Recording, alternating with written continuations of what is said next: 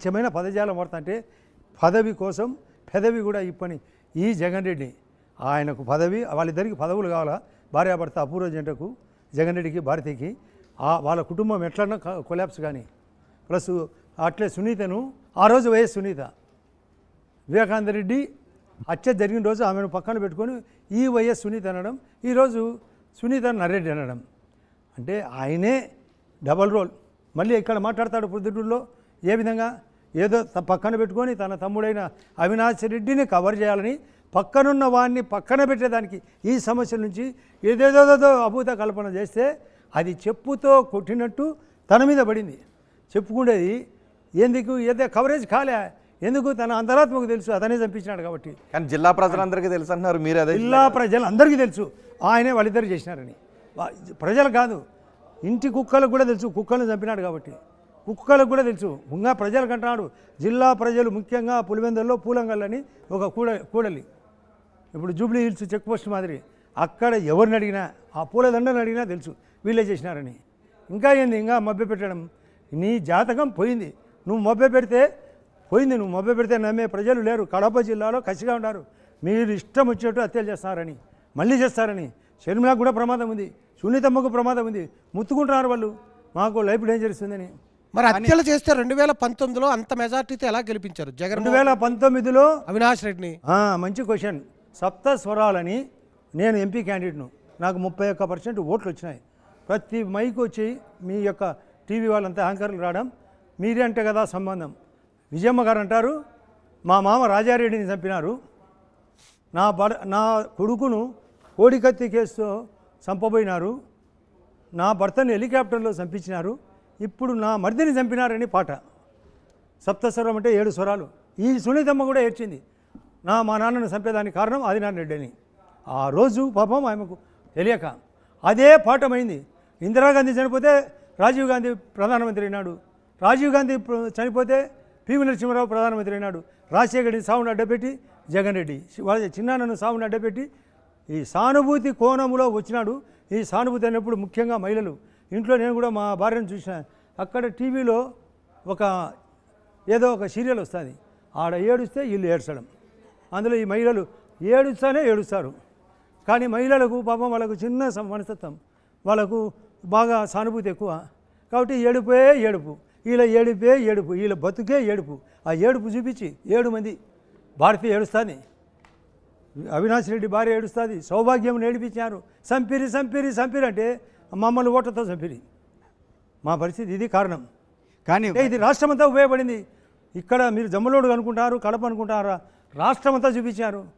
నారాసుర చరిత్ర చంద్రబాబు నాయుడు పాపం చంద్రబాబు నాయుడు గారికి ఆ రక్తం చూసే నేను చాలా దాంట్లోనే ఒంటేలు వస్తుంది భయపడి.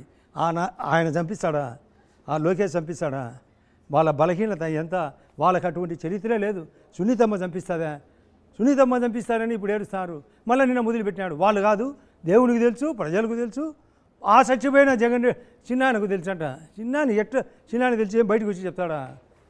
ఒకవేళ జగన్మోహన్ రెడ్డి అభివృద్ధి చేయకపోతే, సంక్షేమం కుంటుపడితే, హత్యా రాజకీయాలు చేసుంటే జగన్మోహన్ రెడ్డి పార్టీని ఎదుర్కోవటానికి 3 ఇంజన్లు జతకట్టాల్సిన అవసరం ఉందా అనే చర్చారు. అసలు ముందు జనసేన ఎన్డీఏలో కూటమి, ఆ కూటమి తర్వాత ఆయన కూడా ఆలోచన చేసినాడు. ఇతని యొక్క ధారణ సిద్ధాంతం లోకల్ బాడీ ఎలక్షన్లు చూసినాడు, 3 ఉప ఎన్నికలు చూసినాడు.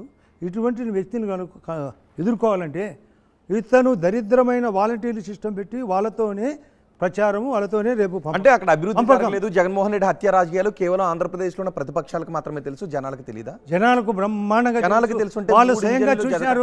వాళ్ళు సర్పంచ్ ఎలక్షన్లలో నామినేషన్ వేస్తే లాగి సించినారు, వాళ్ళు ఎంపీటీసీ ఎలక్షన్లో సించేసినారు, జెడ్పీటీసీలో ఇట్లా పేపర్లు ఉంటే ఒక పేపర్ మధ్యలో లాగడము, తీసేయడము, నీకు ఇన్వాలిడ్ అనడం. లోకల్ పార్టీలో కనుక్కోండి, నిమ్మగడ్డ రమేష్ కుమార్ స్వయంగా ప్రకటించాడు కదా. ఈయన యొక్క దారుణం ఎదుర్కోవాలంటే ఇటువంటి దాటికి మనం కూటమితే తప్ప పరిష్కారం కాదు. ఇది పిచ్చి కుక్క పాము మాదిరి, ఇదని విషయం ఎక్కువైందని దీనికి కూటమి. అందులో డబుల్ ఇంజన్ ఎందుకు అవసరం అంటే మేము అభివృద్ధి జరగాల. కానీ వైఎస్ షర్మిల చంద్రబాబు వదిలిన బాణం చంద్రబాబును గెలిపించడానికే జగన్కు వ్యతిరేకంగా పోరాటం చేస్తుందనే వాదన ఉంది. అసలు షర్మిలమ్మ ఆ రోజు జగన్ రెడ్డి వదిలిన బాణం, అన్న వదిలిన బాణం, ఆ తర్వాత అన్న వదిలేసిన బాణం, ఈరోజు అన్న మీదికి వచ్చిన బాణం. నీవు ఆమెను హీనంగా చూస్తే కుక్క కూడా తిరగబడుతుంది. మహిళ ఎందుకు తిరగబడదు? సొంత సోదరి, ఆమె కూడా రాజశేఖర రెడ్డి కూతురు, ఆమె కూడా గడుచున్నాయి. నీ ఇష్టం వచ్చింది, నీ భారతీయ మాట విని. రాజ్యాంగం ఇక్కడ ఏం లేదు, అంబేద్కర్ రాజ్యాంగం ఇక్కడ అంతా భారతీయ రాజ్యాంగమే. ఆ భారతీయ రాజ్యాంగం ఎక్కువ ఏళ్ళకు ఆమె తిరుగుబాటు వచ్చింది. అందులో కారణమే ఆమె బాధతో అసలు ఏ దాంట్లో కూడా నాకు సీట్ అడిగితే నన్నేమో తిప్పిరి. ఏం భారతీయ తిరిగిందా? భారతీయ ఏమన్నా ఎలక్షన్ ప్రచారం చేసిందా?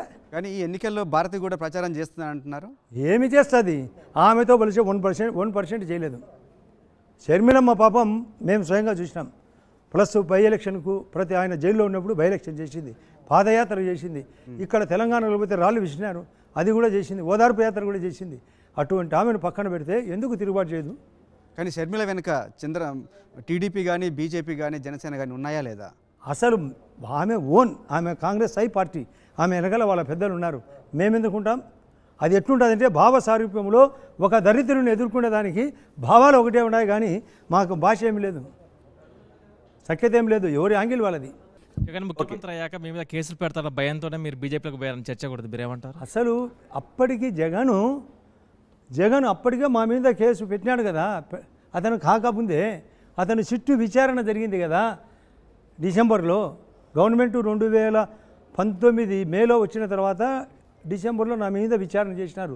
దొంగ క్వశ్చన్లు అడుగుతున్నారు. అప్పటికే నేను పార్టీలో చేరుండా. ఇతటువంటి దరిద్రునికి ఒక మంచి పార్టీ సిద్ధాంతం అవసరము, ఎవరికైనా అవసరం.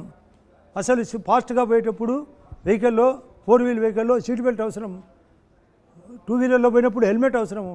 రక్షణ కోసము, ఇటువంటి దరిద్రుని ఎదుర్కొనే దానికోసం ఒక మంచి పార్టీ అవసరం ఉందని నేను పార్టీలో చేరినాడు కూడా. పరిస్థితుల ప్రభావం, అతను రఘురామకృష్ణరాజు వైఎస్ఆర్ పార్టీని తీసుకొని పోయి ఇక్కడ కూర్చోబెట్టి అసలు హార్ట్ పేషెంట్ను, అప్పుడే బైపాస్ పేషెంట్ను కూడా గుద్ది చంపబోయినారు.